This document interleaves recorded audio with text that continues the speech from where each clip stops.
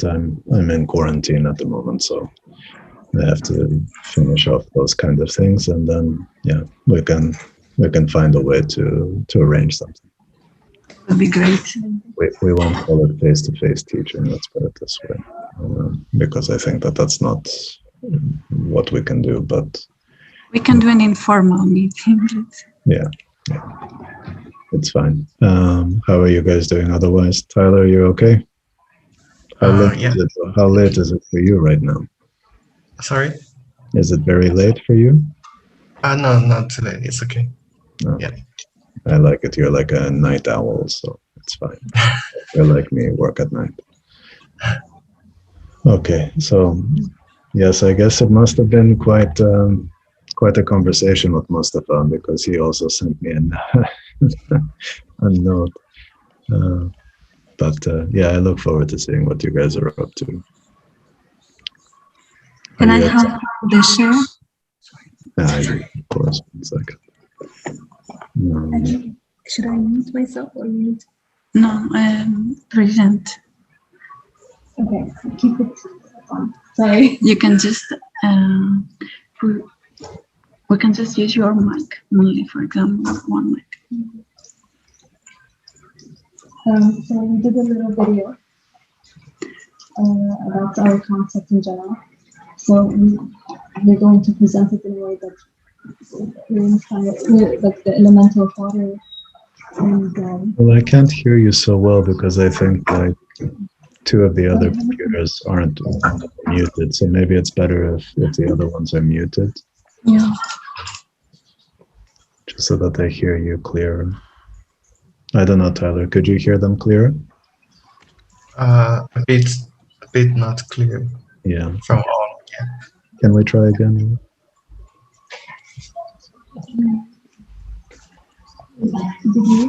Okay. I can mute.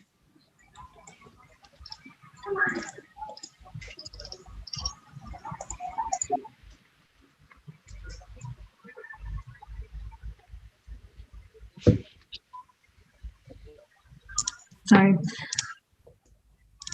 Okay, is this better? Yeah, I hear you much better now. Okay, so we did a little video. It's still a draft video, but we're summing up the whole project basically, or like an introduction to what is our project. And we're going to speak about how water enables all aspects of life, how it is used in many different ways. I'm fast forwarding right now.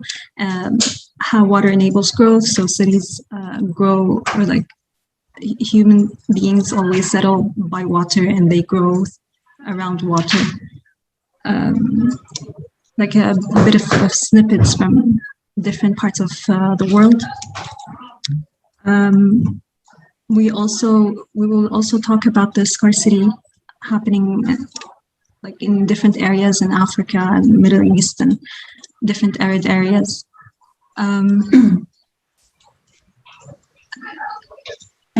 Centralized infrastructure. And how, centralized infrastructure is a problem that we want to address. How we can use the decentralized method. We also gonna speak about the extreme ways that people try to address scarcity by cloud seeding. For example, the UAE is doing several operations for that, and also they were discussing how they can bring iceberg to the UAE. So this is another extreme method. So we're taking this learning from phenomena, how the clouds are formed.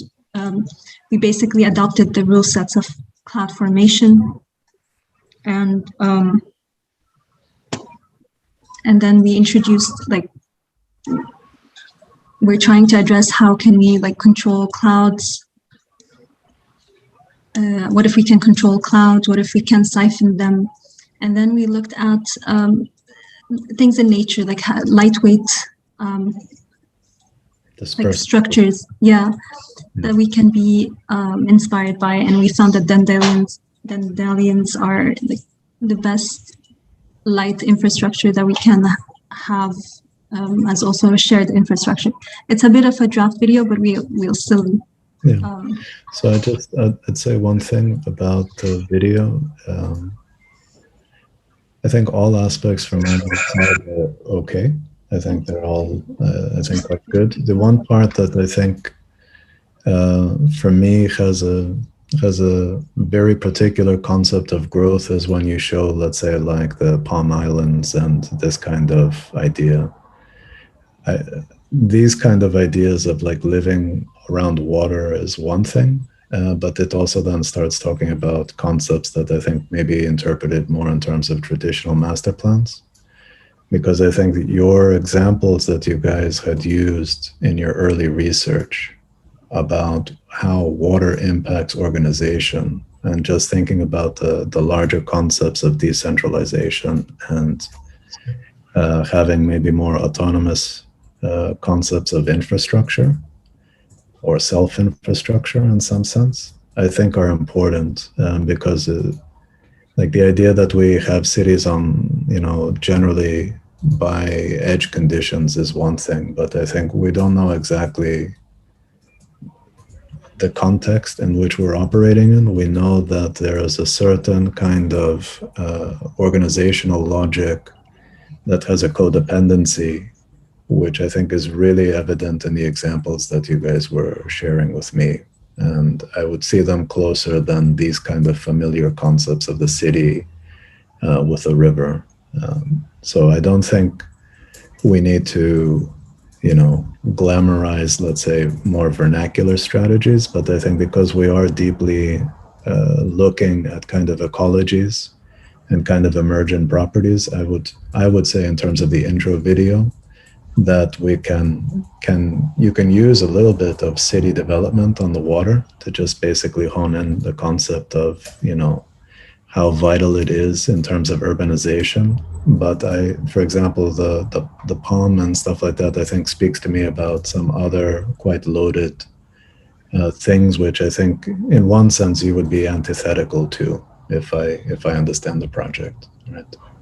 So I would just, because this intro video in some sense is a sketch, but it's also a kind of statement of purpose, I would just try to be sensitive to those things by also offering a kind of different intimacy in terms of how these organizations are working. So from our perspective anyway, we're always trying to engage in kind of like multiple scales, right? This kind of polyscalar approach. So if we kind of look at some of those examples, which you guys researched a lot in term 2, I think we could probably find some very interesting footage of that, but then also complexify how we interpret that, right? From like food production, because the architecture is really within an ecosystem, and some of the kind of vernacular homes that are floating, the floating villages, to other kinds of ideas of urbanization, intensification, like. So that's the only comment that I would say in the sketch video. And I think what would be really important maybe for that trailer is to also think about the issue of scarcity is important, but right now the concept of harvesting is not in the film, right? So I think you can already allude to elements of how you're responding to that aspect. So you're showing the seeding and you're showing these kind of larger kinds of real world projects, which I think is actually pretty interesting because they are so radical in scale that they necessitate, I think, a very different way of thinking about, the phenomenon and the material presence of things. So I think they're interesting additions. I also like the fact that they start to put a spin on reality as something that is a radical project, and maybe we have to employ, I'm not really sure what motivates this giant iceberg in the UAE, I have to be honest. It seems more like we can do it, so we will.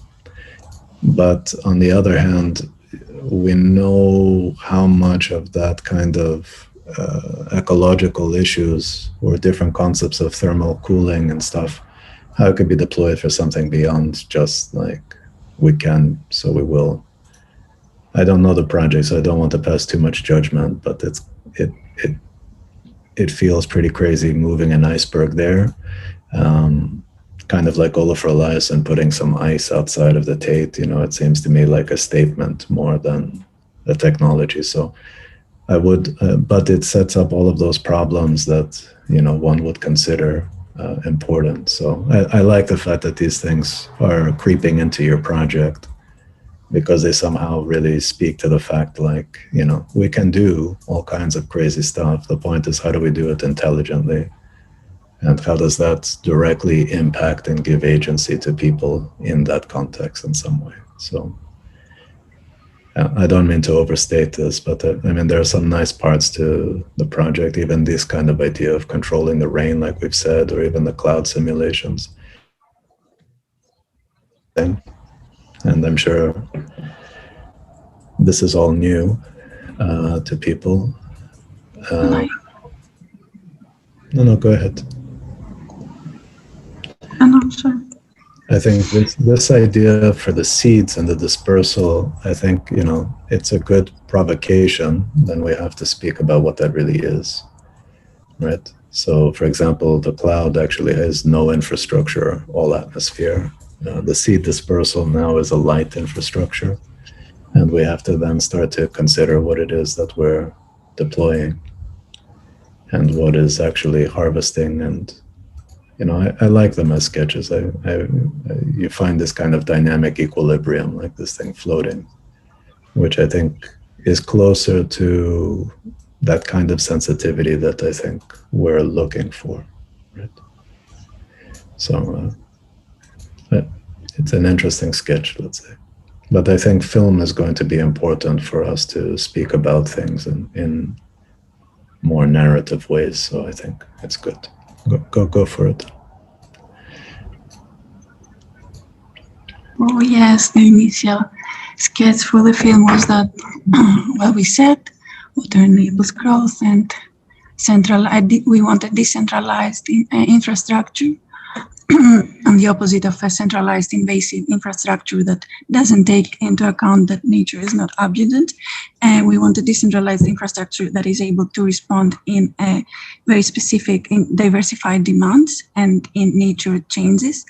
And so we were saying, what if a woman, what could people from different countries could have in common, and how, and basically they share the same piece of sky.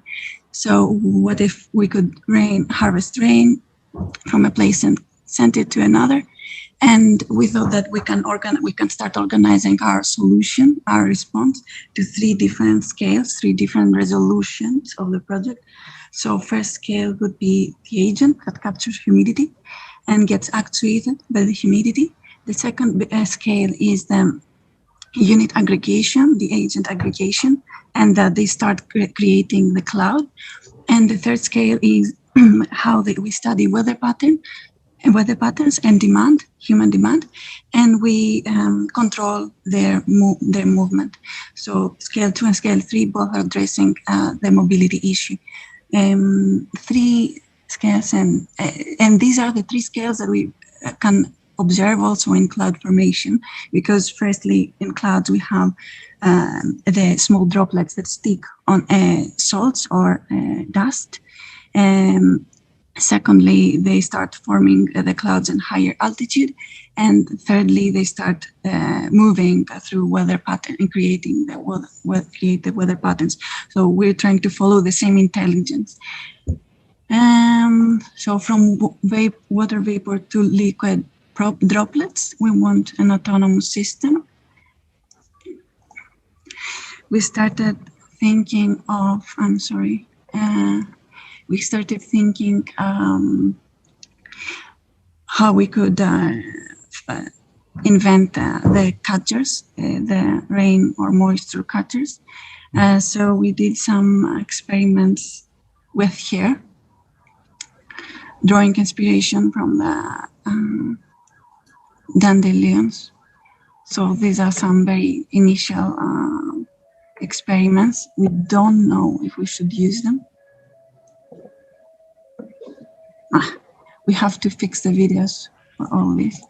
Yeah, don't worry. I think the things that you guys should think about when you're showing this is really to try to, no matter what the experiment is, to try to give a window into the experiment by really like framing what it is that it's trying to do. So for example, the way that you spoke about this was really about extracting moisture, right?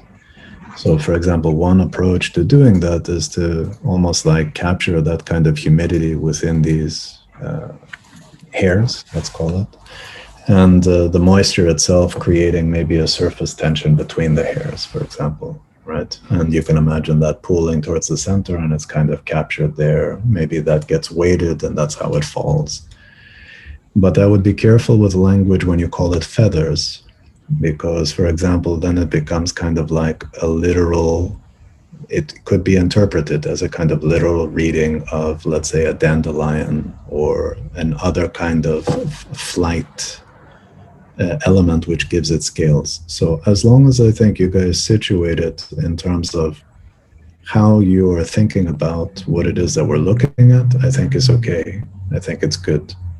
So for example, the next question with me is like, okay, these movement behaviors are changing because of humidity, or are those changing because of environment? And, you know, these would be the kinds of questions that then I would try to ask. So for example, is the sphere the default figure that has no element? Is it surface oriented? You know, these kind of things. Like the first thing that you showed me looked like, it, you know, there's a center and then there's, you know, there are these kind of hairs that are coming out of it. You know, does hydrogel play a role in that? Meaning like everything that's being extracted, that center actually is a series of spheres that swell up. You can very quickly go down that path of setting up the next experiments and thinking about what organization is. But I only mentioned that because I think if it's introduced like a series of studies like you've done in the past, it's just like another study, right? It's not situated within a framework. So the way that you're explaining it here, I think it makes much more sense. So I would just try to already speak to that aspect. This is water harvesting, and remove any language that starts to give association to things outside of that. That's where the contingency of the digital materiality, I think, is very important, right? Even the stickiness that you have between these individual hairs, you know, those kind of properties of cohesion and all of that stuff. We can find ways of somehow speaking to that as extraction of moisture. Sorry, guys, can you hold on 1 second? Because I'm getting a call.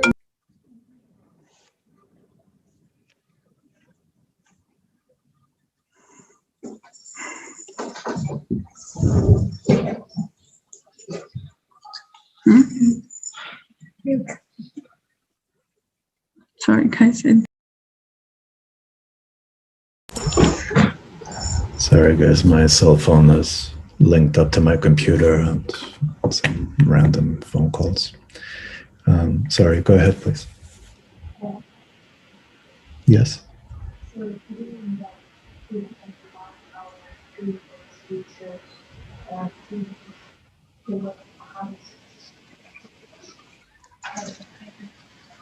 I mean, I think I don't, at least from my perspective, I don't think that everything that you've done before should disappear because of this presentation. I think it's try to harness the things that you're doing. So I've just seen, let's say, 3 slides. So I don't know what the presentation is going to move to. Maybe some of those things are not relevant. Maybe they are, they just need to be understood in a different way. All I'm suggesting is like, I'm just giving a scenario. So like, I see this now for the first time. I could either be like, oh my God, it's a completely different project, or it's actually the same project. We're just searching for the right ways to think about what we mean by a unit. When you speak about 3 different scales, you know, we've always talked about trying to capture phenomenon. So how do we do that? the relationship between what you're calling a unit and another unit. This has always been the discourse of the studio. I think what's important is we're trying to focus more on the phenomenon. And so, to the level of how much of this is geometry versus how much of this behavior, is it amorphous? Something like hydrogel, for example, it's very clear why you guys were looking at it, because it literally retains water. If I'm looking at this simulation, this has nothing to do with retaining water. This at the moment potentially could be interpreted as capturing the water. So this is where I think like all of those things for me are very much alive in our conversations. So I don't see the conversation changing yet. It's just how we are working on the project, and maybe how we're interpreting some of the things that we did, right?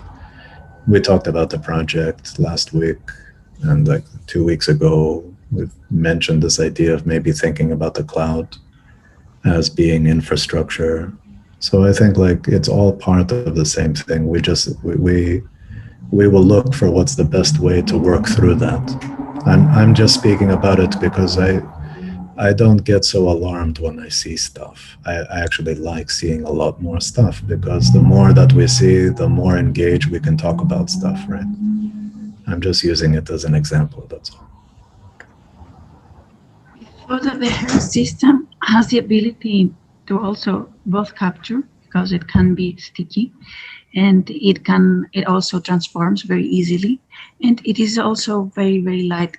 So it was the only way that we could resemble the way that dust, like the lightness of a cloud, or the way that water droplets stick on a dust. Yeah, I mean, I think the issue is like, so for example, you showed this to Mustafa, right? And I'm sure Mustafa was a little bit shocked by it. And I'm sure that he told you that there are certain things that the hair engine is good for and other things that it's not. So all in all, whatever that conversation is, as soon as you call it dust, it has like, it's particles in space, right? And as soon as we somehow zoom into it, we may be zooming into the particle to see what it is as a technology that's extracting synthetically that moisture. And then, as soon as we think of it as dust, we think about really like high population of these things, right? So this little detail has a certain representation, and it would have to communicate a certain aspect of that, right? So for example, this would be almost like the micro detail of watching this water droplets collecting on the hairs and seeing how you would funnel that into something that would capture it. So what I'm saying is these would be like proto details speaking to something much bigger. But instead of seeing it as a point in a couple of simulations that you show it more as particles, I zoom into what that point actually is, and I see it as this kind of furry hair thing that is basically extracting, like pollen in the air. It's the smart dust, as a piece of technology that we're developing. So I think, the way that you guys are sketching these things out right now, I think is fine to do that. And that's why being able to control the way someone is interpreting what I see is important, right? So even if you go from what a point is in a large population to say, well, if I zoom in now to see what the point actually is, it is this accumulation of hairs with the purpose of extracting moisture, right? And then how do we organize this dust, if it is surface or if it's really like a cloud that's continuously forming? That's a different conversation. That goes back to the conversation of, do we collect these on surfaces? Do we organize them in different ways? So we can discuss that in many different forms. So I don't have any, from my perspective, I have zero bias in terms of the decisions you guys want to take on that. I just want to make sure that it's following through in terms of the cycle of things. But I think it's an interesting thought. At this point, we were thinking that we could also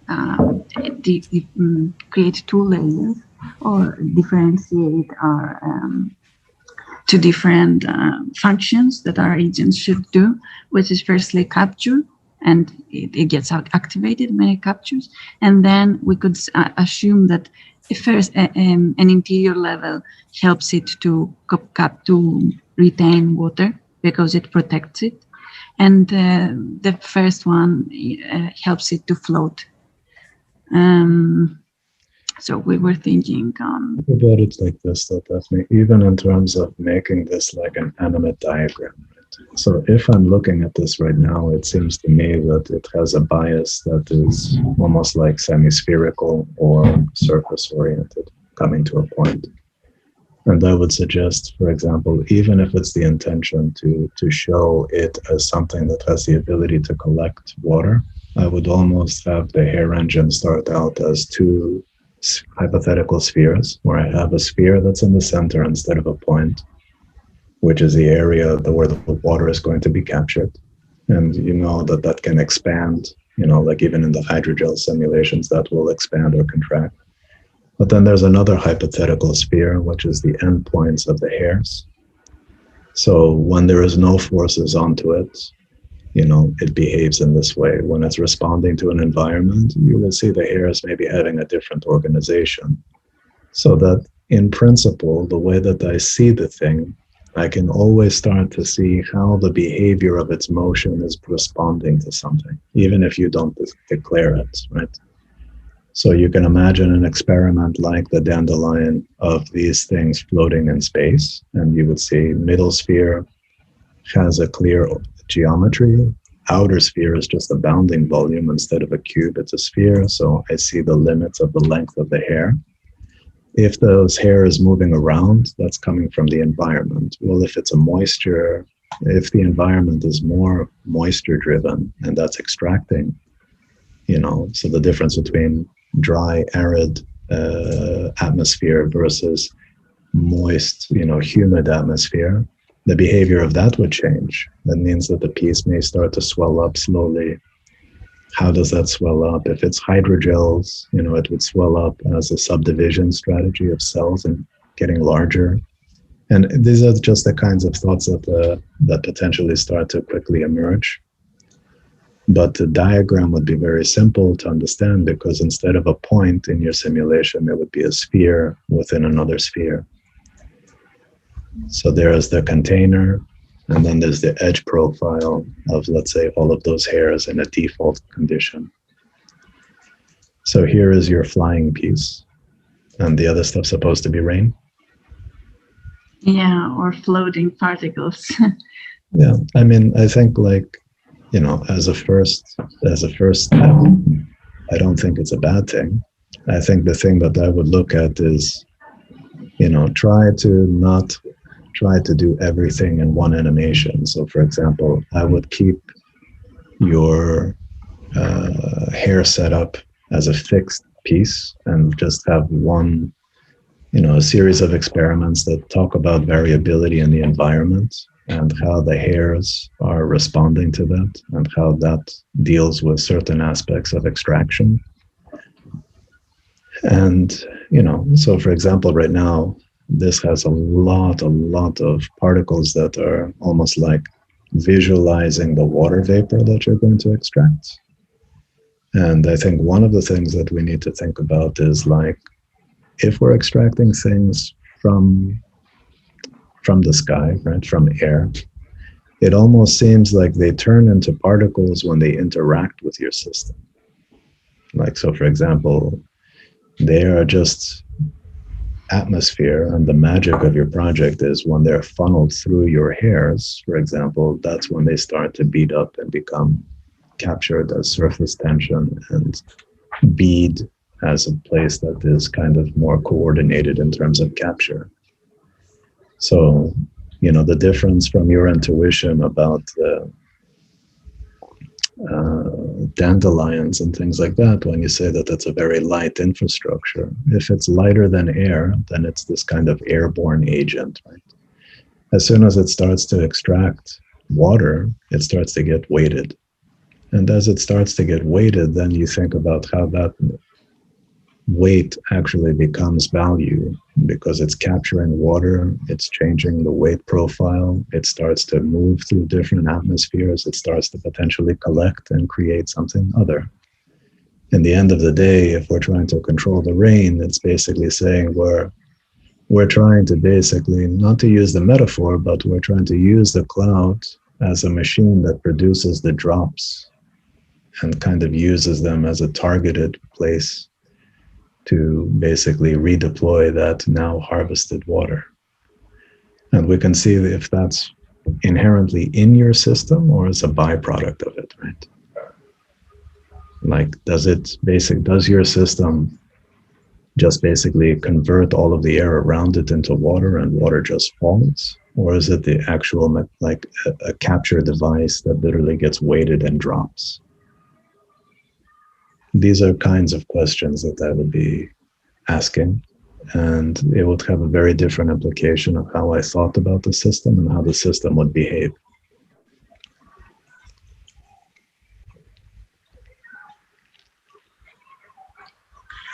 So the next step is a step of small aggregation. Yeah.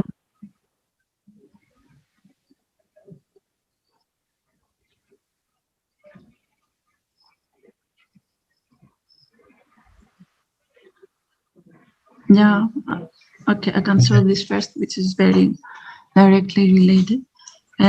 From liquid droplets to clouds is the next step. And here we were looking into swarm system again, and we don't have a simulation, but some still images, but could be interesting to start thinking with how a new system is created through this aggregation, this heavy aggregation. Tyler, you want to share? And then there are two conditions. I would just say, maybe Tyler, share what you'd like to show. But when we're looking at this right now, when you call it an aggregation, we have to be thinking a little bit that this is not like a traditional additive thing, right? Where we have discrete elements and they come together, and because they come together, there's like, it's more than just more being more, right? Their accumulations together have to happen with an idea that it triggers a different kind of behavior. So in the past, those were like physical mobility ideas of arms or legs or segmented bodies. In this case right now, it's something totally different. It's how does one of the things that I find pretty fascinating about the whole cloud behavior now is that you cannot separate behavior from formation. So for example, the clouds that are the rain clouds, strangely enough, are much lower, they're heavier, they can be accelerated in terms of movement, but they are really influenced by the environment, and that also influences how they release water, right? If it's a thunderstorm, which is an accelerated version of that, or if it's drizzle in certain moments in time, or if that happens with a certain rapidity, you get things like hail, which is something that's totally different, right? Like the small beads of ice. It's not snow, it's something different. So I'm just saying this because when we talk about aggregation or we talk about unit assemblies, we are going to have to, in some sense, invent new ways of talking about this and new ways of thinking about this. Because if I use the language of aggregation, and now I just went from one hair, let's call it unit, to 6 units. The question is, well, what's the difference between 1 and 6? And maybe in this instance, nothing. It's just talking about, a small moment of, let's call it extraction. It's not really an aggregation yet, because we're not asking it to do something more. And that's where I think the interesting part about triggering phenomenon is that it's almost like instantaneous. So we want to actually try to understand, well, what is it that we're actually triggering? So I only mention this because I think it's useful the way that you guys have organized it for conversation internal to the studio. But for example, if you present this to Patrick or to Sajay and you call it an aggregation, and they see one and now they see six, they're just going to say like, oh, okay, they're going to make a hairy architecture and it's going to be an accumulation of this kind of blurry fur. Maybe it is, but at this moment, we're not sure yet, right? Because we want to know how they come together. The good thing that we wanted to, we had an issue of how to do that. We didn't know how to work that in terms of computation. So we just used the still image. It Sure. sounds funny, we know that, and we use the swarm behavior. Sure. So these are just results like still from this swarm behavior on. I totally understand that. My point is slightly different though. Even when you say swarm behavior in this context is very different than, let's say, swarm behavior of a flock of starlings. Because the way that you guys are going to be using swarm behavior is not going to be just tied to, let's say, one bird interacting with another bird, like a generic flock. Because actually its behavior may have some bias like this, which is basically what makes dust smart in this case, is that they can communicate. But the way that they organize themselves would be driven more by phenomenon, meaning like the swarming logics would not be generic, just trying to look at a choreography of flight pattern. It would be a way of thinking about choreography in terms of like generating a different formation that is really a product of, let's say, moisture capture. So the trigger is not a predator. The trigger is to understand the harvesting and the deployment of moisture. So it's almost like a system that would be really monitoring the environment. And the magnitude of how that would be impacted would be in terms of how those dust particles are communicating with each other, because that's the chain of events. Like if you took it from a perspective like of a storm cloud generating a thunderbolt, right? Like the thunderbolt is a choreographed energy deployment, but it's always a product of a certain kind of event. And you're programming event, basically, is what I'm saying, instead of programming the relationship between agent to agent. So the agents, in some sense, are very environmentally responsive, and they have a self-awareness to understand their water retention and capture. Now, the way that they deal with these other coordinations, I think that those are things that, you know, we have to try to understand better.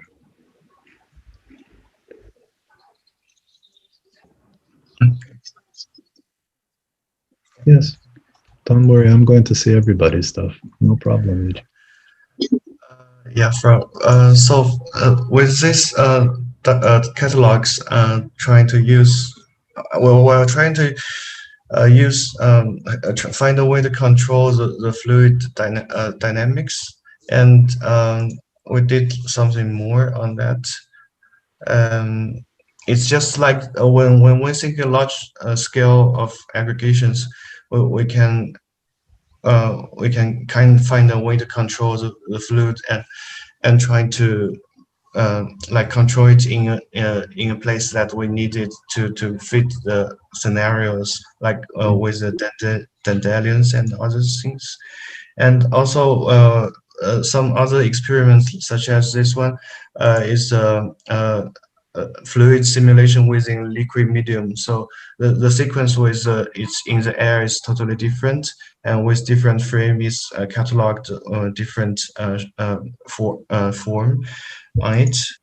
And with a large property of the particle simulation, thinking like in terms of a large population particle system and with turbulence and wind, we can integrate with such as mesh system to capture the water from the air, and also like simulate with if all the particles become crystallized system in a way like this. Yeah, some simulations. Yeah, I mean, I think the things that I would say is that, like, so for example, like, I think that there is something quite powerful in the first slides when you start to see an idea of what it means to kind of control and release material. I think the thing that I would suggest, though, for example, like, I would work with the air-based scenario first. Because, for example, the fluid within the fluid, like slide 11, I think is talking about potentially another scenario. But I think at this moment, we want to try to find one scenario that kind of helps to just shape the conversation about the project and try to keep it as close to, let's say, a reading as we can. And we can see if that's satisfactory or not later. But the thing that I would suggest very quickly from this is that I would almost, okay, I don't want to design your project, but I want to help you design your thinking, okay? So for example, if we started to conceptualize, I know we're calling this thing a dandelion or an agent, right? But I think we're going to use that as internal conversation. We're not going to call it dandelions because I think it confuses people if we do that. But if you think about each of those things potentially capturing water, then potentially each of those things can release water, right? So one of the things that I would be asking in the simulations would be that if each particle can capture water, it can change its weight, it's going to change its behavior. But it also has to have the potential to be an emitter. It has to also be the potential to release. Now, the question if that releases as an individual or an aggregation, to use the language that you guys used before, I think it makes much more sense that those things assemble together in a kind of formation and then have a choreographed, let's say, release. But even if that's the case, I still think conceptually every particle, every agent is an emitter. So in simulation terms, it would be interesting for me to look at simulations that have multiple emitters that are dynamic and that they have some agency to come together.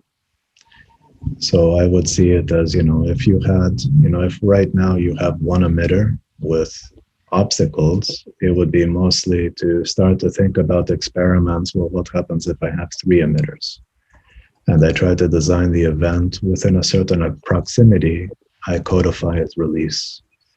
So then I'm not really trying to control like a hose where I'm putting water. I'm trying to control the proximity within a certain densification of agents, right? If I can think about it, that every agent has the ability of holding, like, for lack of a better way of thinking about it, 1 glass of water.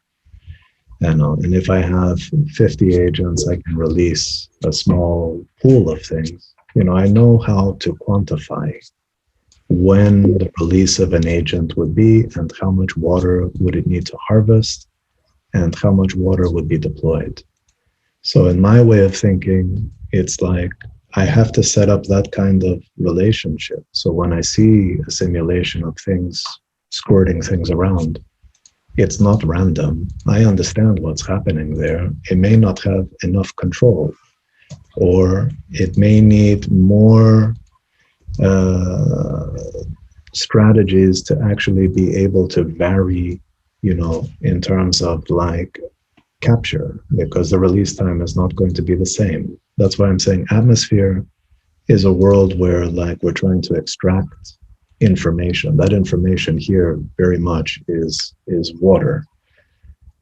but it's not uniformly distributed. And these things will also have decentralized ways of navigating. But we want to have, for it to be a decentralized infrastructure, means that there has to be some capacity to come together. And so in this case, do you suggest us to integrate with intellectual design for each unit, such as use Arduino and sensors to capture the weather data and humidity, such thing? I think, to be honest with you, at some point over the summer, I think we will do that. I think right now what's important is really to push very strongly the digital simulations, right? Meaning, like, we know the temperature is variable. We know the rate of, let's say, water harvesting is variable. So regardless of, you know, where that information is coming from, we can already prototype those events. We already understand. Let's say we just take a decision, you know, one of the agents can capture, you know, a couple of ounces of water. Okay, so how many agents do we need to capture? If we change the scale of that, that means we're changing the size of it. And that's a one-to-one relationship of the extracted water, for example, and how do we release it? And I think as soon as we can go full loop in terms of your systems, in the atmosphere, your system as a harvesting system and a system that can deploy, then I think we're going to then partition the project where somebody is going to be working on, well, actually, what's that data? How do we interpret environment? That's the control system that's releasing something. And we can do those digital prototypes that's using real-time data. And I think that that would be important to do. I think, if I can be honest, I think it's something right now where we're starting to shape the project. So I would really want to keep pushing the digital work and the animation work and really the population. So right now we just talked about a concept of an agent, which we say is a unit, but it's at the scale where it's not a nanoscale. It's just something that really has a quite finite understanding of what it is. And then we're talking about it like dust, which is kind of like, it's something that's almost invisible, but we're going to be simulating it at a resolution that becomes legible, right? Almost like seeing something through the microscope. It's there, but we don't see it. We're going to make that imperceivable perceivable. And then we're going to talk about, you know, how we can control, like what you said, the clouds, right? Now the water is being deployed, and let's say we can control the rain. Is that enough? Probably not, right? We're going to be talking about other aspects of the project, but I think we need to really go full circle with this aspect right now. Let's try to control the clouds. That means think about an infrastructural system that is not driven by, you know, mechanical strategies, but is really driven by this kind of much more phenomenon strategy, which is very different than what Patrick calls phenomenological strategies, right? So we're really talking about the elemental here. We're talking water as a medium. And we're talking about it, like you said, this is the beginning of life. The things about crystallizing and all of those other things, I think those are interesting. But that goes into the conversation about phase change, right? That goes into the conversation about other aspects, which I also think is super important. But right now, phase change in this project is about going from atmosphere to water droplets to water resource. Does that make sense? This stage of the project. Sure. Okay. So I would limit, I wouldn't show the visualizations of that within other fluids right now. I would try to really focus on, you know, multiple emitters, to try to speak to them if you can as agents. I think the obstacle. Yeah. I think the obstacles and things like that are ways of thinking about obstacles, but obstacles could be wind, could be other things, right? Obstacles don't have to be objects, but this is where I think, like, if it's an experiment and you're trying to control something, I don't care so much because I'm not looking for literally what the obstacle is. I'm just looking at it as an experiment. So the things I focus on right now would be, how do I control the emitter?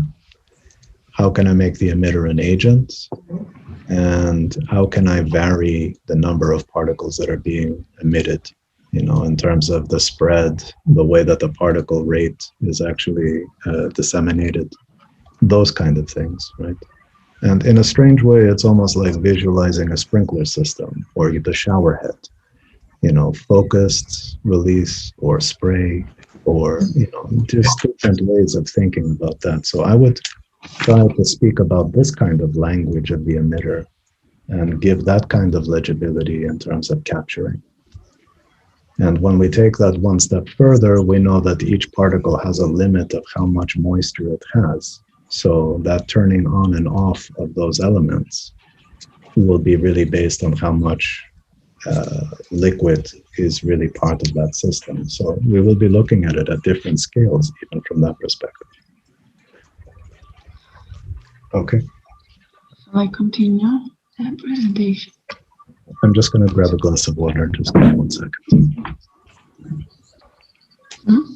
Yeah, me too. I haven't drink water. Is it stuck? No.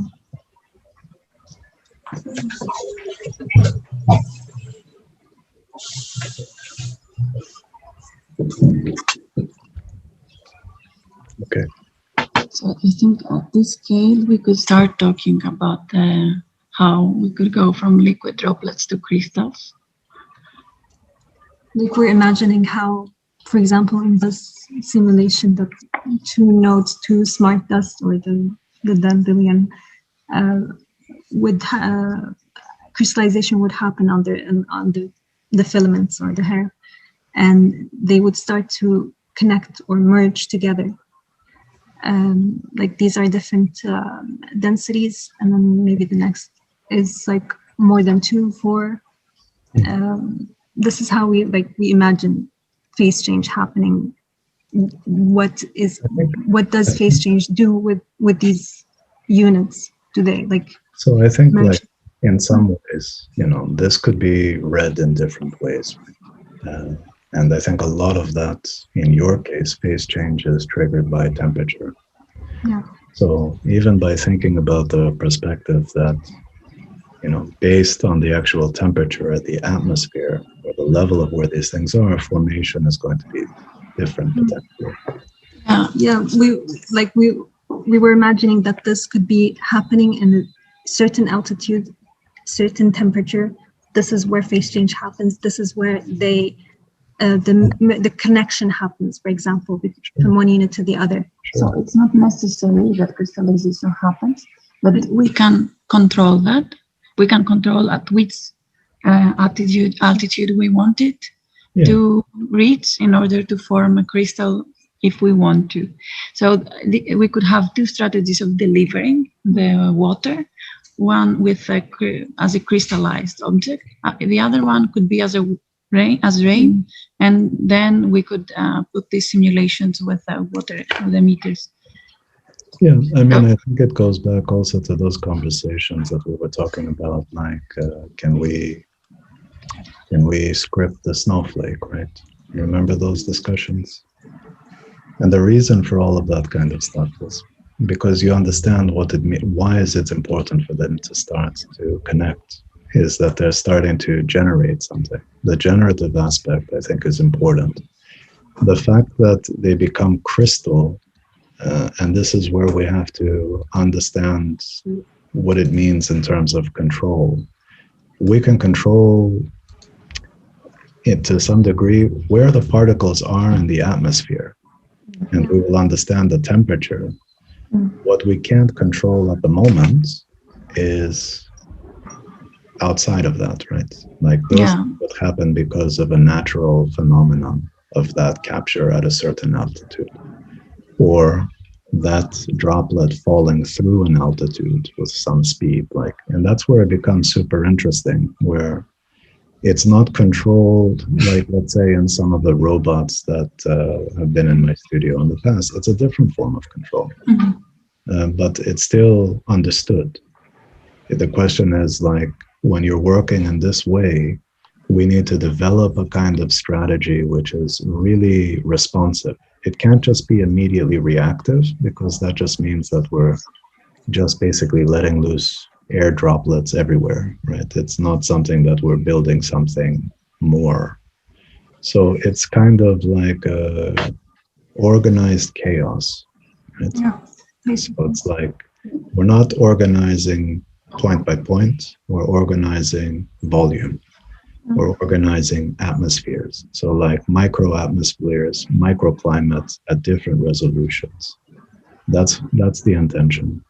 Yeah, and we accept that we are totally dependent on weather, and we just can't control where, like, the location that we are somehow. But even this, we're not totally dependent on weather, right? You're intervening, you are harnessing, right? And you are harvesting. But your relationship to it is very different, right? It's almost like when you hear about, like, let's call it older technologies, when people were really looking at the sky for information, and people really knew as farmers when it was going to rain. They were much more connected with nature in that sense.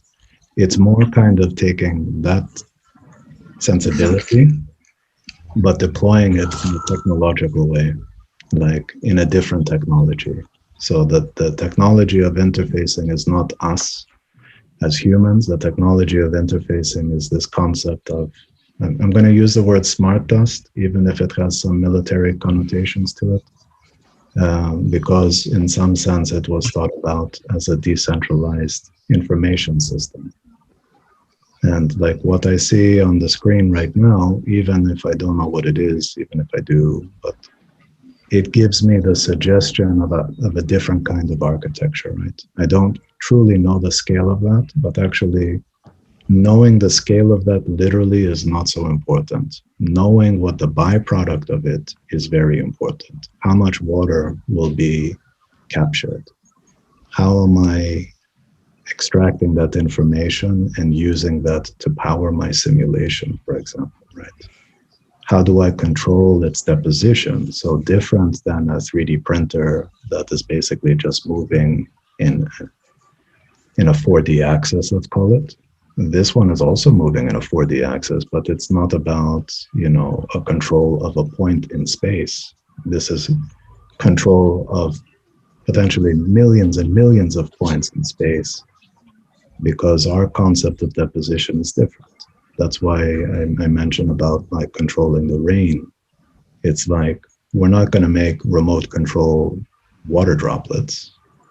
Maybe we can, I don't know, but I shouldn't say we're not. But the point is not to really choreograph every water droplet. The point is to understand the choreography of droplets by controlling the clouds, right? So the emphasis of control is removed from the literal control. It's not the rain room that just kind of opens and closes. And it's liberated into something that's much more atmospheric. And for me, like, that fundamentally changes almost everything, right? How we speak about architecture in a conventional sense, but it makes super important that we're very clear of what it is that we're speaking about, right? That this isn't metaphor. This has to be some basic principles deployed in a generative and a computational framework. And the techniques that we're using are trying to capture those moments, right? And that's why the way that we work on it, I don't have so much of a problem seeing these different things, because they help me construct the elements. And I think it's the same with you, but I can understand why other people then get scared. It's like, oh my God, what's going on? What happened to the project? Which I'm sure was a previous conversation. Possibly. Narrationless, at least. So Of course you do. Yeah.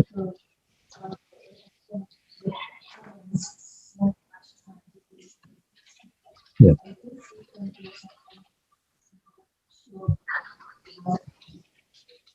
I think it's very important in the next couple of days to do the animations that start to communicate what we're talking about. And you treat it like a sketch, right? Of course, it's not computational, but it shouldn't be like science fiction either, right? If you make them more as like sketch diagrams, like I'm talking to you about, then you can read the language in the different scales. Then we can look at the animations. That's why I told Tyler to take out the fluid within fluid, kind of particle within another particle, solution, viscous stuff, because it becomes a distraction. We don't know. So we're trying to have one scenario that we can kind of understand. And I also think in terms of your presentations, it's about thinking about this as a development from the surface that wind was just passing through. It's like taking that surface that we were talking about before and making it atmosphere, right? But the premise is actually the same. That one was more like traditional water harvesting by basically getting wind to pass through a membrane. Now we're saying, well, what happens if our architecture is thought about as dust and it is atmosphere and we can control atmosphere? So I don't see it as we threw away everything that we did before. I'm just saying, what if we consider it this way? What's the benefits of that? Now, the reason why I told you about the cloud, right, I think is very important, because this isn't about trying to do crazy stuff. This is about really trying to understand, like, if one of the tasks is to bring large amount of water for people to be able to drink water, to be able to grow things, it's an infrastructure. Regardless if it's for like 5 people or 10 people or 1,000 people, it's an infrastructure. And the way that we know infrastructure today is very fixed, right? And the reasons we were looking at that kind of textile in Africa, like I was showing Angelina's team last phase and stuff like that, was like, these are smart, I think, very ingenious ways of thinking about creating something very meaningful. And that's one kind of technology, using textiles. Now here we're moving a little bit forward. We're saying like, okay, can we find another strategy? It's a speculation. Maybe we will hybridize it. That's why I'm saying wherever the water is going, right now all we're talking about is harvesting. And I think it's okay to frame it like that, right? The primary aspect right now of what we're talking about, the project, is how do we, through phase change, capture the phenomenon of water by conceptualizing an infrastructure like a cloud. That's the thesis right now. Now, you know, over the summer and all of these other things, I think the conversation also changes. Okay, now I bring water to a place that doesn't have water. It's like rain. How do I make that meaningful? You know, it falls to the ground. What happens? You know, it's like there are other questions. But I think right now what we're trying to do is really develop this kind of concept of a mobile infrastructure. We talk about it as sustaining life, and I think that's why it's an infrastructure unlike you know, pipes and plumbing. But in some way it's trying to achieve the same goal, that if we can bring water somewhere, we can actually sustain a form of life.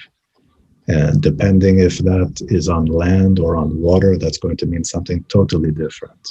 But we want to be able to focus the research on the phenomenon.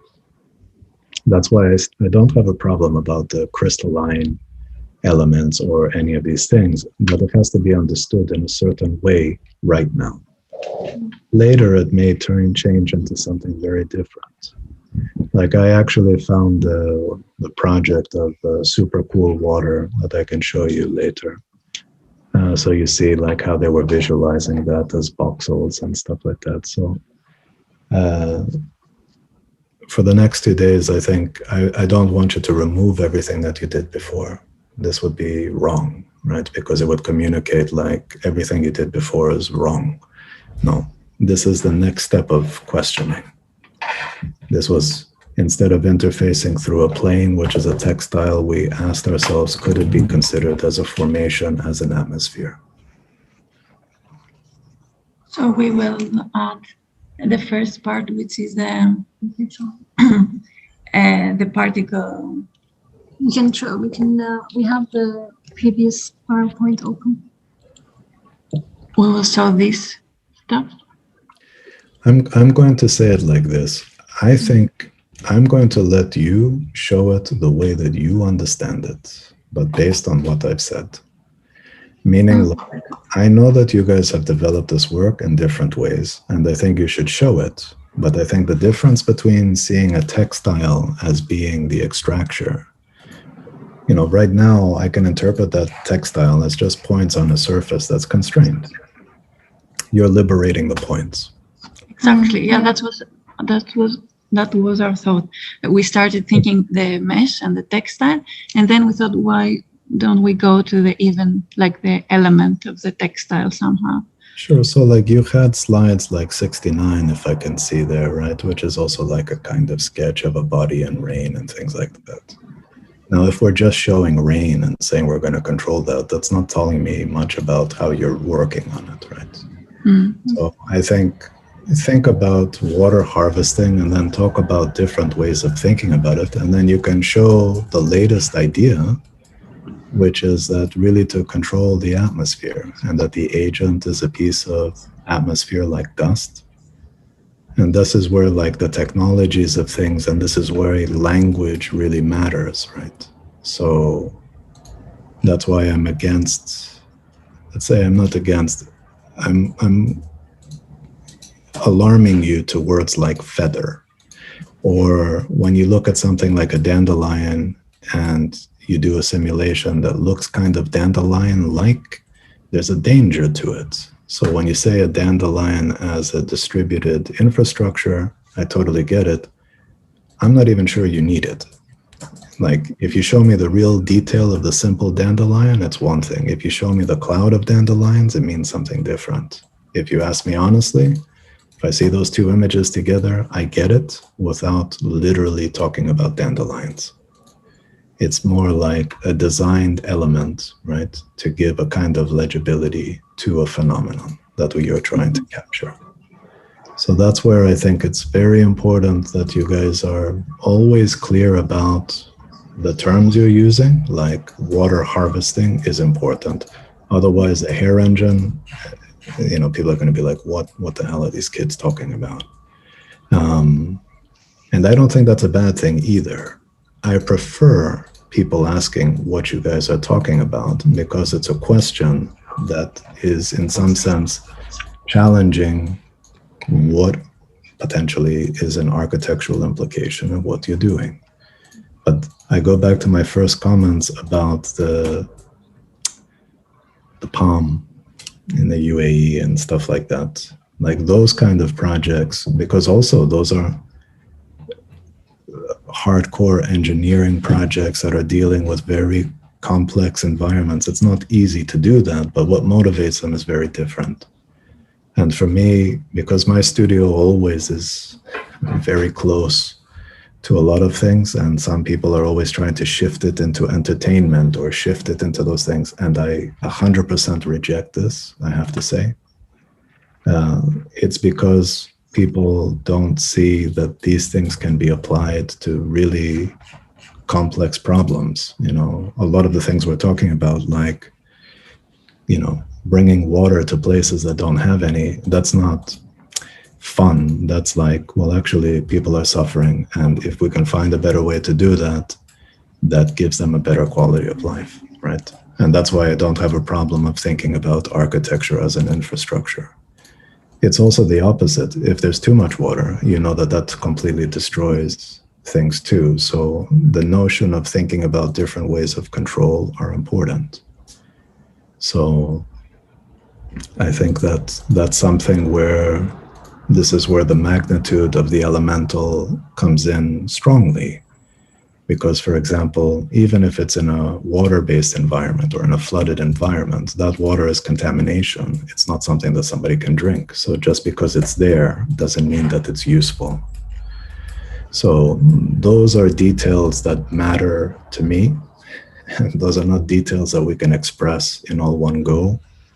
And to be honest with you, some of that stuff is so obvious that what I want us to do is to focus on this kind of simulation-based way of communicating, because that gives that possibility, through your language, not through metaphor. That's why I think, we're not engineers. Like Patrick sometimes may say this is quasi-engineering. Yes, of course it's quasi-engineering. But no engineer is thinking about controlling the cloud in that way, right? Of course, Yuji.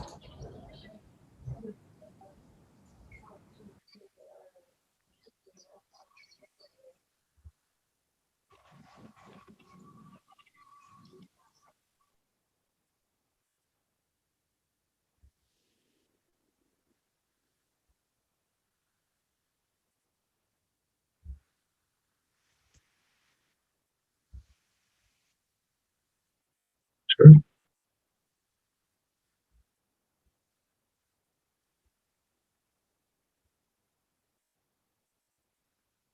I agree with you.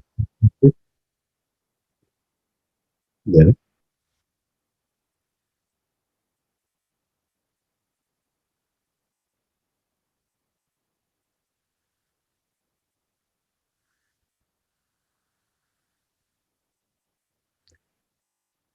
I understand completely what you're saying. And if you remember, my first intuition was when I saw the hair engine is that the point in the center is not a point, it's a sphere, right?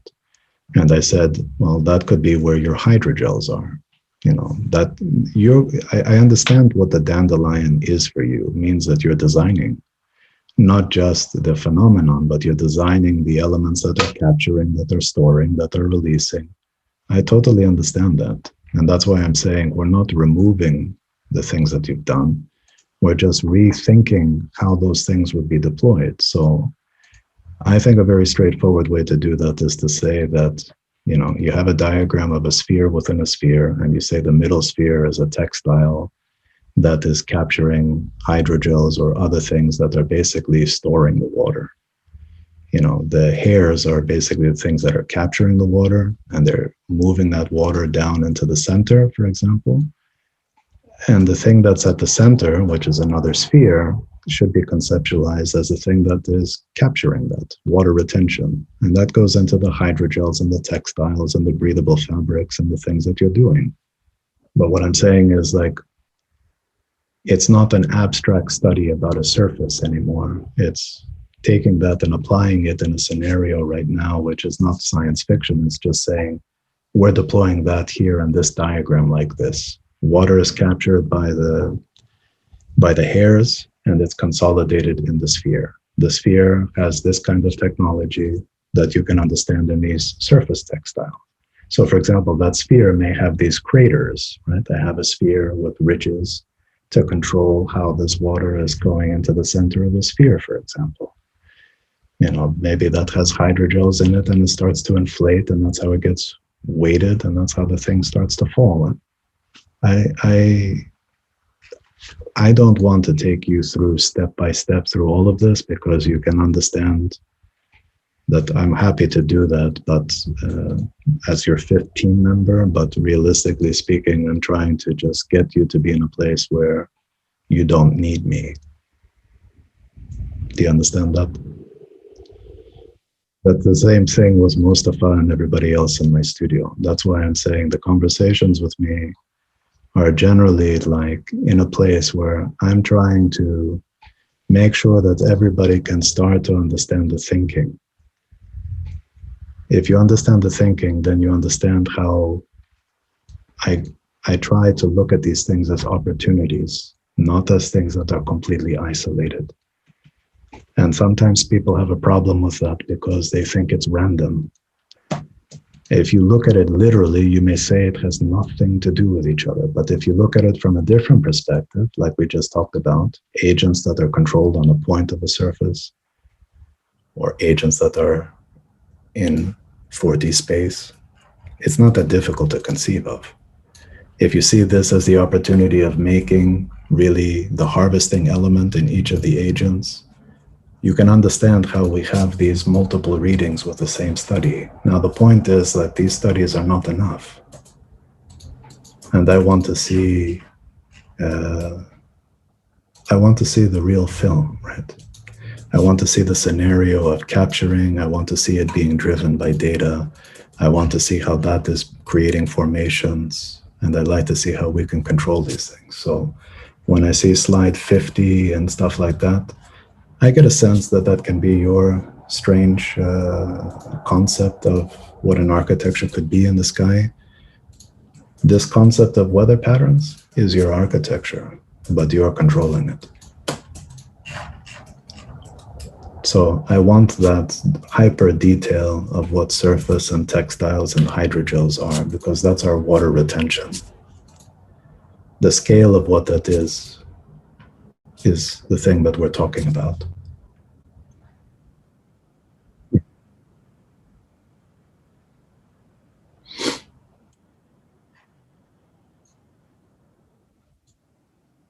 Yes, yes, this is also, yeah, so this is kind of like our clouds, right? But then the question is like, how do we meaningfully start to see pattern and cloud and density? So, for example, particles may have, or could be animated points that maybe can expand and contract. Maybe they're technically voxels that swell and contract. We can find the techniques to be able to start to bring in those pieces of information that start to use the simulation in a way that makes it more legible for us to understand, right? Because we're designing these systems to help us understand how to design the system further. So it's not just to communicate a story to somebody. It's for us to be able to take the next level of complexity in the conversation, right? Does that make sense, Yuji? What do you think? And here are the we were thinking of using these target points as the points of demand, and we were discussing now that we could also diversify the color or their attraction. Okay, so now speak to me in very normal language. The points of demand is basically where you want water to go. Right? Where we want water, yeah. Right. So, I mean, it's clear now. It doesn't even matter where those things are right now. The question is, how does that influence the behavior of the formations? You know what I mean? It's not like a straightforward attraction, because it can't be. I mean, technically, yes, but realistically, if each of those points is trying to extract a certain amount of moisture, that means that it's variable. And just like a weather system, that'll have different rates of achieving that goal, right? So if you think that each of the particles, which are an agent, have a goal, and the goal is to capture moisture, and once they've achieved that moisture, a new goal appears, I think that that's an important way to think about my studio. When it's fully, let's say, saturated, then its goal is to move in a way that will move it to one of these kind of targets where you want the water to go. How it moves may be collective or individual, and that is a response to the environment. And then when it gets there, a new goal emerges. So now it's become a carrier. It's moved water from A to B, and once it's at B, then there's a different thing. How does it disseminate that? How does it deploy the water?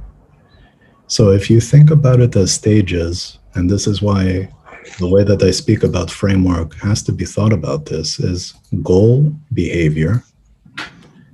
You understand that it's met that goal, new goal emerges. And this is a continuous cycle. After it's deployed and it's deposited, then it goes back to harvesting again. So it has to redistribute itself. And that's why this is an ecology. This is where the concept of adaptive ecology comes from. It's synthetic strategies of thinking about ecologies within ecologies.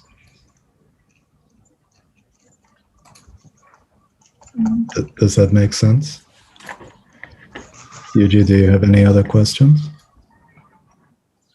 Plenty.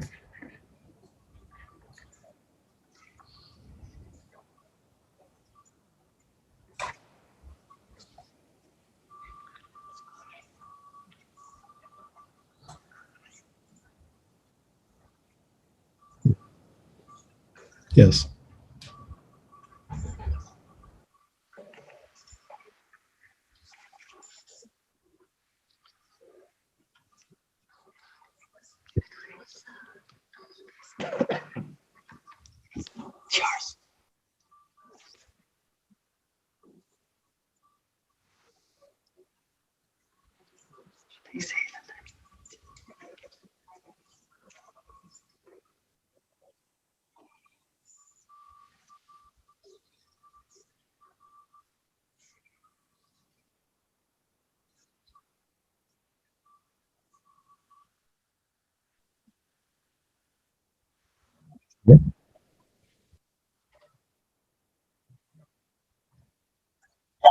Yeah, but you see, like, I love that. That makes a lot of sense, right?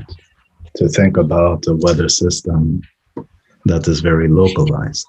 Now, the thing is that the weather that you would be talking about is at a very different scale than, let's say, the weather that the weatherman is looking at, right? Because you're really looking at consolidation of moisture within strata.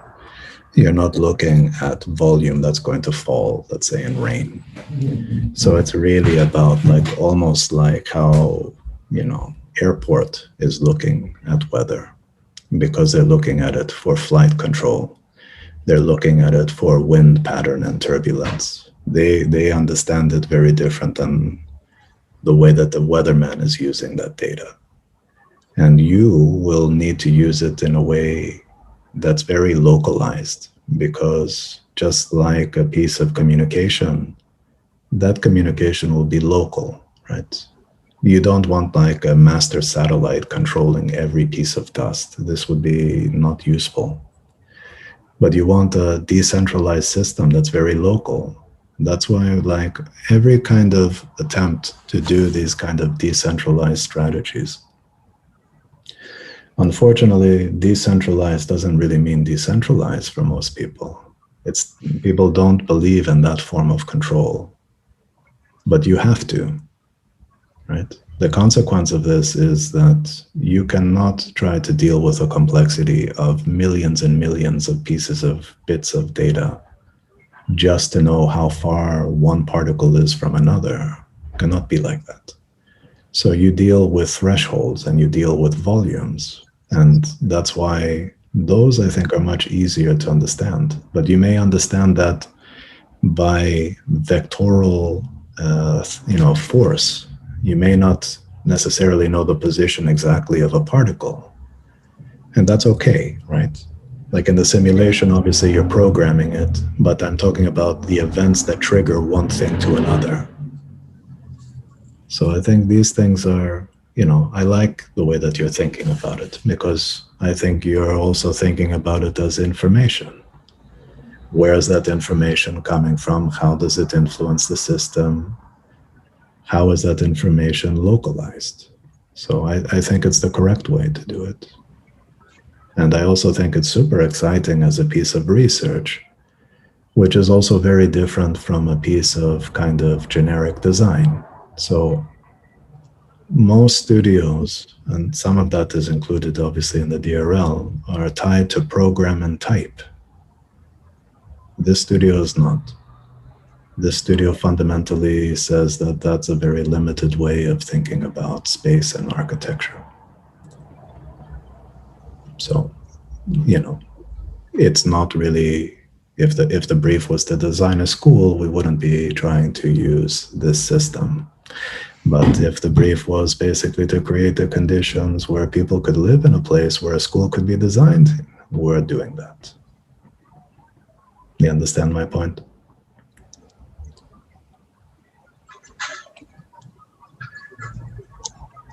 I think the issue of collective intelligence speaks, the collective infrastructure and collective intelligence speaks very much about evolution. And for me, it's very like it's happening right now that we have also all this access to data. But I mean, this is how evolution happens from the beginning. This is how brain was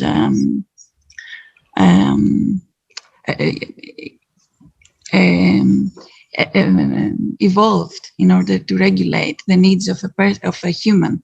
It evolved in order to be a collective, a social animal, so that not a human depends on its own strength or on its own capacities. I think when you consider the challenges that are really present when you think about something collectively, means that there's a different form of intelligence that's happening.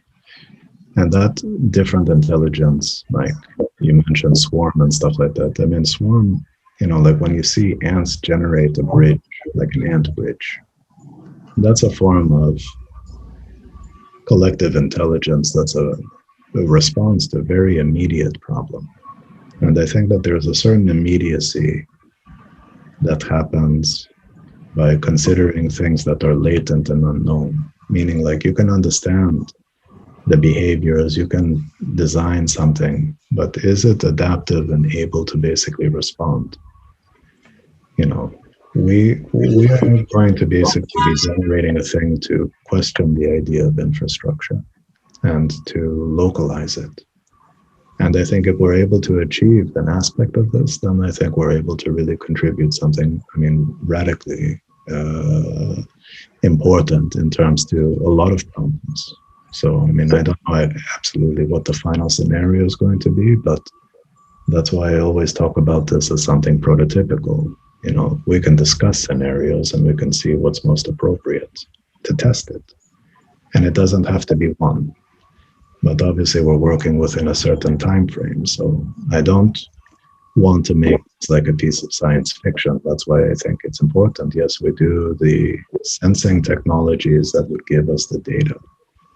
But it's important that we don't wait for that either, because we understand that it will change. We need to understand the nature of change, what it's responding to, and how it's repurposing that concept of harvesting for other purposes, right? So I think that that's really where we're going to put a lot of attention. I showed to the previous group just a couple of, I'll show you one quick video. Maybe it's helpful. I don't want it to be a distraction though. We just had a good conversation. But I also think it's nice for you guys to see stuff. As long as you don't literally try to do this, like make a piece of geometry that flies and all that, I think we'll be fine. Or you can make a piece of geometry that flies, I should say those words. Oh, yeah. Okay. This project was basically your phase 3. And, there are some aspects of it that I think are similar in one aspect only, which is the more global part of it. This stuff honestly was just really talking about the need for population. And I was showing it to them because, if you over-design one piece, it has certain problems, but whatever it is in your simulation, at least in my thinking, it's like we're trying to build that simulation. We don't want the simulation to represent something. We want that information to be embedded in the architecture. And, this particular project had very discrete geometries, but they were always with this kind of flipping behavior. So that, in terms of a dynamic system, means that the system, for it to be really face-to-face and connect, means that there's no mobility, there's no movement. So this was thought about much more in terms of like a flocking strategy. But also the concept of agent was not just about the actual units we were designing, it was also what those things were responding to. So for example, these were some of the Unity setups where we were trying to do that. Like in this context of this kind of cloud swarm kind of thing, this is in some sense some of the scale of what you're talking about. The details of what those units are, they may be much smaller, right? But I'm just showing you this in some way because, you know, this is a very different idea of choreography. It's a very different idea of units. And at the end of the day, what they were really creating was like an illumination infrastructure. So it's just very different. What I think is useful to look at is how you set up a scenario or how you visualize or how you construct a story. So this moment for me is very important. So the ones before, you can't really understand what the distributed illumination system could be. But for example, here, where one of these kind of, let's call it drones or whatever, could basically walk you home at night, right?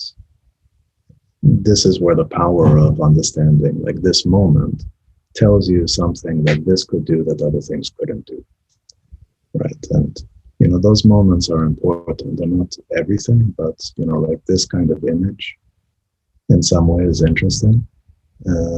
But it also, like, if you just say that I'm designing this and not go into the details of that, it's very limited, right?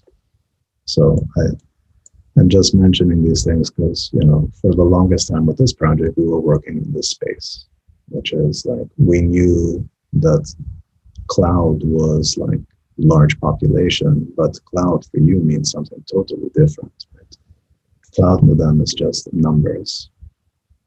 Cloud for you is the ability of creating an infrastructure, like a water harvesting. So it's very different, but you can understand that the tools that we're using, the language that we're using, you know, those things are not always different. The question is, how do we invent and how do we innovate with very clear ideas of what the purpose is of what we're doing? I think that that's very important. So when we ask how these things learn, I can show you another one from a couple of years ago, but that one was more about just making spheres. And the question is like, well, in the end, what did we do? Well, we actually built the sphere. Yeah. So, you guys okay?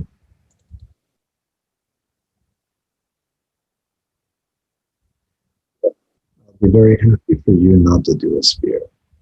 Because you know why? Because it's becoming a joke in my studio that we're just making spheres. So this is literally building a sphere.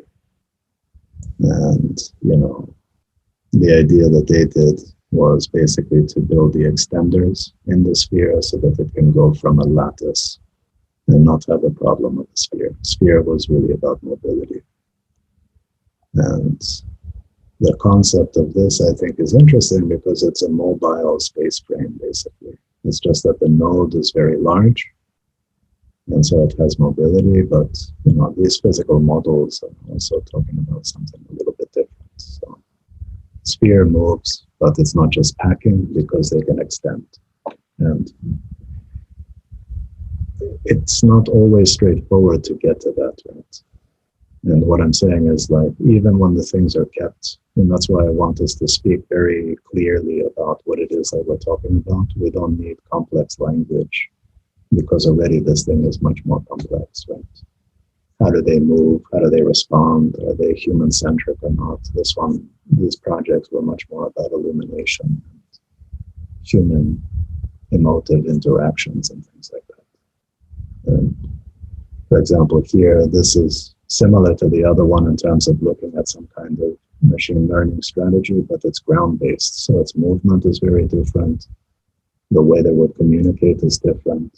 And these kind of like little experiments about using light to communicate, we can't build everything in it, but you see some of these kind of early studies in this kind of stuff. The question is not, you know, if it's an agent or if it's swarm or if there's an attractor there, it's the point of how we're controlling. How is it mobile? what's the language here? For example, self-governing, all of these like marbles on the ground. It's different. And these guys, I think they were spending most of their time building the physical sphere, trying to make it move. And sometimes it's interesting just even putting it in a scenario to just watch, because you assume that, some people think that people would get really scared by these things, right? But actually they see it more playfully. So you can test some assumptions of that. I think, I'm very excited about the studio this year, I have to be honest, even if our production is not super high right now. I think the ideas for me are starting to mature, and I think it's opening up maybe a different reading from some of the things that you've seen in my studio. So I think we just need to keep working on that and trying to build that into the way that you guys are communicating the project. And I don't know, I think you understand the project. Like, I don't think you're not understanding what I'm saying right now. I think if I was saying this kind of stuff a month ago, you wouldn't totally understand what I mean by this. I don't think I'm confusing you. Am I? Or maybe I'm making an assumption that I shouldn't make, I don't know. But I think you understand what I'm trying to say to you. And then the question is, how do we do it? And what's the next thing? And you shouldn't feel shy of trying things and bringing it to the table. You don't, and that's what I mean. Like, I'm trying to get you to not meet me. It's this, I don't know what your conversation with Mustafa was. It'd be helpful for me to understand what that was. I'm sure it was different than what I just said. And that's okay too. It's just to find what you need from the different conversations. Mustafa, I thought that it's just as a different direction from what we had before. So it's like, this is one direction, and then what we had before is another direction. Sure. And I mean, I think from one perspective, like I said, depending on how you present it, it can be 100% a different direction or continuation of exactly what you've been doing. And let's put it this way, I will always ask you to be in control of how people interpret your project. So I think, maybe it would have been good if you had a conversation with me before. I'm not sure. But realistically, I think it's much better that he thinks that it's totally different and you convince him otherwise. It's the same thing like on Thursday. I mean, Patrick and Pierre or Sajay, I don't think that they are going to think that this is a different project, because I have to be really honest with you. I don't think that they understood what the project was yet, right? Because we've had the chance of having a lot of discussions around this stuff, and we have the benefit of that. But now from midterm on, I think it's our obligation to make sure that that's becoming more and more and more legible so that you can get more feedback on it. The whole concept of face change, like in the way we present it right today. Yeah. Is it highlighted? Is it like evident? Is it seen? Like the only face change that we're showing is in crystallization. No, it's not vapor. And the vapor ended, but I could imagine. Sorry? I would say the reading that I have of your presentation primarily is vapor to water. Right? Yeah. And crystallization kind of hints at something else. It's not the main part of what you guys talked about today, at least with me. I don't think that that's something that you need to speak to directly, in terms of like, you're very interested in the different aspects of face changing. In the scenario, we're working on this aspect because we feel that this is primary. This is how you make informed decisions, right? Like in the beginning, you guys didn't know, are you making an ice architecture? Are you making and this is why our conversations evolve. Our conversations evolve by basically really looking, well, what's primary? Water is. How do we get it there? Well, that's a different take on infrastructure. And that's why I'm saying the thesis for me is emerging much clearer. And it's it's making those decisions for us because it makes sense that if we can control a water management system that is thought about like a cloud atmosphere, and we can bring water in this way, we liberate a lot of possibilities, right? We have many scenarios. It's not just like building, an iceberg either Yeah, in the we middle of the totally agree. Arctic or in the UAE. It's like we're not doing that.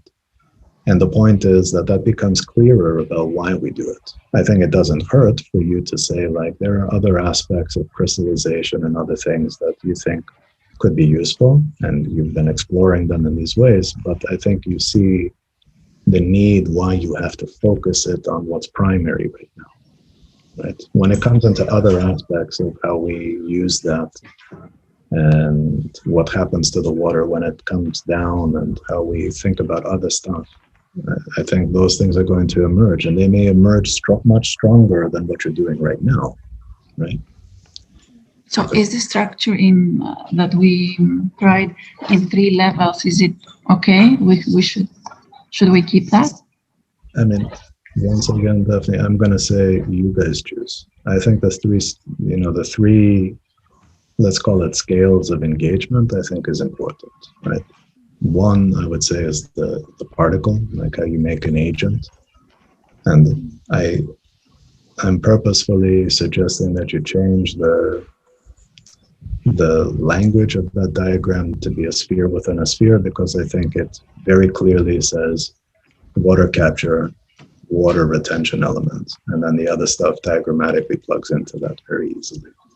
And the idea of what you said as aggregation, I would just think of it maybe in a different way, use a different language, use the language of the cloud, which would be more like accumulation. So, choreographed accumulations is a different way of saying agent aggregates, but it doesn't have the implication of geometry. It speaks to the language of formation, and that's just how I would approach that. And then, the cloud itself as something that is a mobile infrastructure at the scale of the city or the scale of the planetary, I think is different. That's where I think the weather strategy, I think, needs to be more directly included. So that first map of looking at the weather system, I think, is really important. But it also highlights how information is real time. And it also puts a certain challenge. Well, how do you incorporate that in your simulations? And the team last year tried to do that by basically, it was a very entry-level version of it, but they had the 3D kind of matrix of vectors that they were basically abstracting the idea of wind force. So when they were dropping their piece, you saw, instead of visualizing like things that look like swirls and vortexes, that were vectorial kind of trajectories. It's the same thing, but visualized differently means that different information is highlighted. So it doesn't look like a fluid force diagram visualization of, let's say, liquids. It looks like a vectorial strategy that has an influence, let's say, on that parachute or whatever they were doing. So it's the same with you guys. I think it has to be considered on that level. Okay. So I guess that our focus, like for the next few hours, is to narrate that better, to just make the animations that will narrate the scenario, will draw the scenario better. We have a presentation on Thursday, right? Mm-hmm. Okay. So I would say right now what you're doing is coming to terms with what I've just said to you and coming up with that strategy that you guys can distribute the work to kind of push that forward. And just be mindful that we've had, multiple presentations since the first one that you had with the guys. So I think you want to put together the presentation in a way that reminds them that water is important. That's why I think the film is good. But issues of harvesting, medium, those things need to be really captured and then talked about what you're doing now. So I like the way that you start with the project as a cloud and all of that stuff, but now you have to make the argument why. So I don't think everybody needs to be sitting there, basically playing, film director on that trailer. I think like people need to be working on the different aspects, and I think you should take this opportunity to push as hard as you can for the mid-review, just to see how other people are interpreting what we've said. And Mustafa wants to have a follow-up because he's concerned, and I think it's right that he has concern. That means that he cares. Now the question is like, how do you communicate better to him now what the project is becoming? Because obviously we've had a lot of conversations, and it's also different when you talk with me in terms of how I think about these things. And Mustafa maybe is trying to teach you a certain approach to things, but maybe not really understanding the bigger picture right now. And just like you guys are starting to understand the bigger picture, and obviously that's important to communicate that to him and to Apple and to all of those things.